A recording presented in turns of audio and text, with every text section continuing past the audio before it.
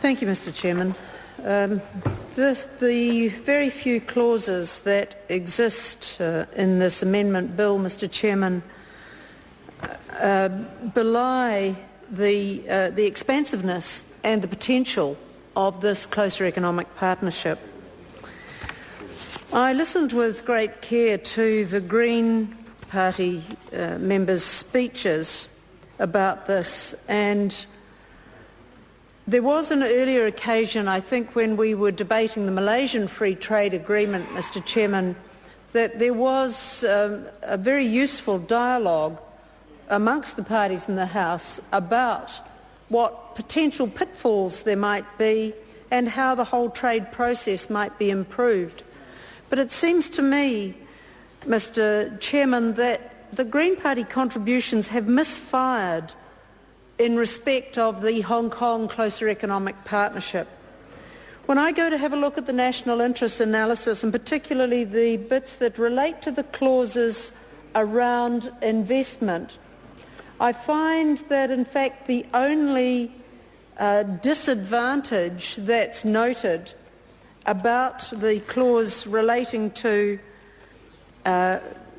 investment and the exchange of letters on investment is that at the moment there will be no investment chapter in the closer economic partnership because that is being resolved by an exchange of letters over a 2-year period. So within 2 years of entry into force of the closer economic partnership, there will be a comprehensive investment protocol agreed by exchange of letters and added to this CEP.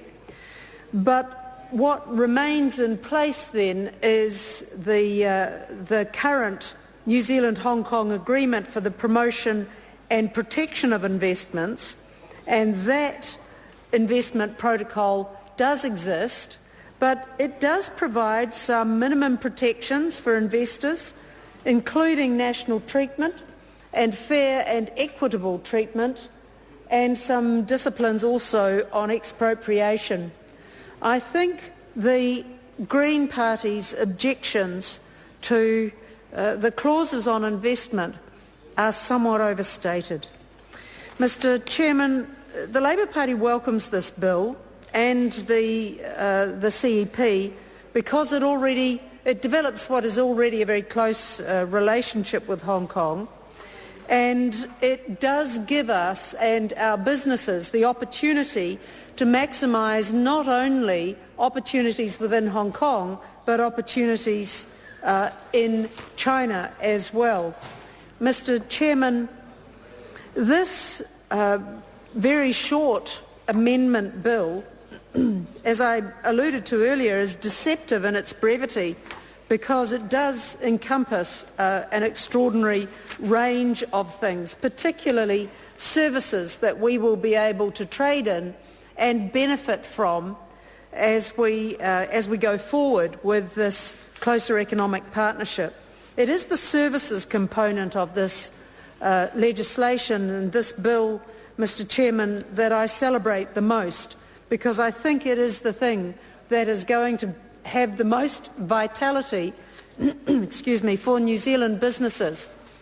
But I would ask that New Zealand businesses, in their efforts to maximise the opportunities that this closer economic partnership provides, is that they are not hampered by a lack of resources appropriated by this government in allowing businesses and encouraging and facilitating businesses to take advantage of business opportunities in Hong Kong. Because it is one thing to have a closer economic partnership in place, to have all the tariff reductions in place, such as they are, and all gone by 2016. It's all very well to have a greater trade in services, but if the government is not prepared to assist businesses to maximise those opportunities, then this bill is hardly worth the paper it is written on. There are wonderful opportunities here, but not all our services and not all our manufacturers are geared up to take advantage. of those opportunities. Thank you, Mr. Chairman. Jackie Dean. Yes.